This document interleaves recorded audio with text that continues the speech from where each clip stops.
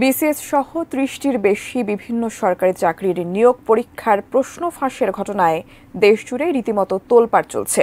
প্রশ্ন উঠেছে বাংলাদেশ সরকারি কর্ম কমিশন পিএসসির ভূমিকা নিয়েও। একের পর এক সামনে আসছে ঘটনায় জড়িত পিএসসির কর্মকর্তাদের বিপুল অবৈধ সম্পদের তথ্য। কথা বলবো বিপিএসসির প্রশ্ন ফাঁসের বিষয়টি নিয়ে, এবং রিসেন্টলি একটা কোয়েশ্চেন অ্যারাইজ হয়েছে যে 17 জনকে গ্রেফতার করা হয়েছে, এরা তো বিপিএসসির অন্তর্ভুক্ত কর্মরত ব্যক্তি ছিলেন, তাদেরকে পানিশ করার জন্য আটক করা হয়েছে। কিন্তু যারা প্রশ্ন ক্রয় করে বিসিএস বা অন্যান্য উচ্চপদস্থ প্রতিষ্ঠানে রয়েছে তাদের কি হবে?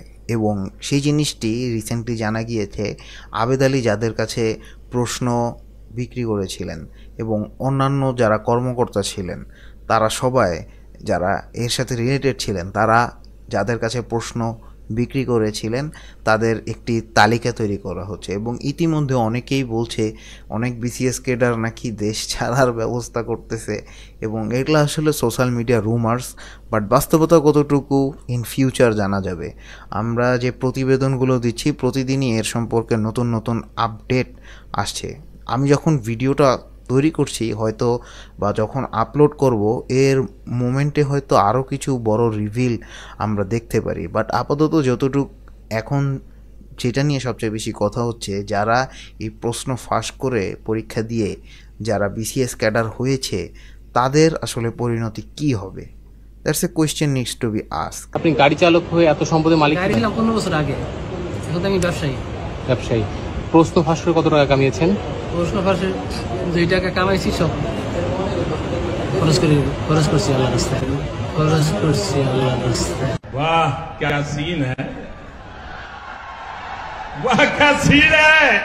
কারণ যারা অন্যায় করেছে এবং অন্যায়ের সাথে জড়িত তারা প্রত্যেকে কিন্তু পানিশড হওয়া হবে, এবং যারা এই পাশ করে এই জিনিসপত্র থেকে দূরে সরে গেছে অর্থাৎ বিসিএস ক্যাডার হয়ে গিয়েছে তারা কেন পানিশ হবে না, এই নিয়ে অনেক বেশি কোশ্চেন অ্যারাইজ হচ্ছে।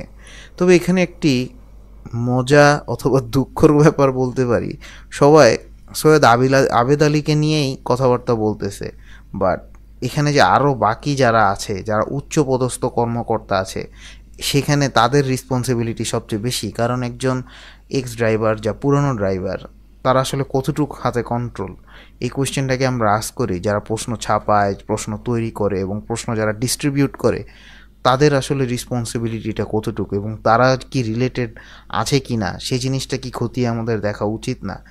এটাই কিন্তু elephant in the room. But এই জিনিসটা, এই ড্রাইভারের ইস্যুটা আমাদের সামনে এতভাবেই হাইলাইটেড করা হচ্ছে, আমরা কিন্তু মেইন কোয়েশ্চেনটা করতেই ভুলে যাচ্ছি।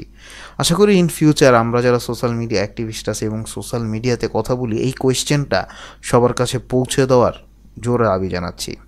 সো গাইজ, আজকের ভিডিওটা এতটুকুই। ভালো লাগলে don't forget to hit the subscribe. এরকম আরও কিছু কনসার্নিং বিষয় নিয়ে চলে আসবো। So and see in the next one.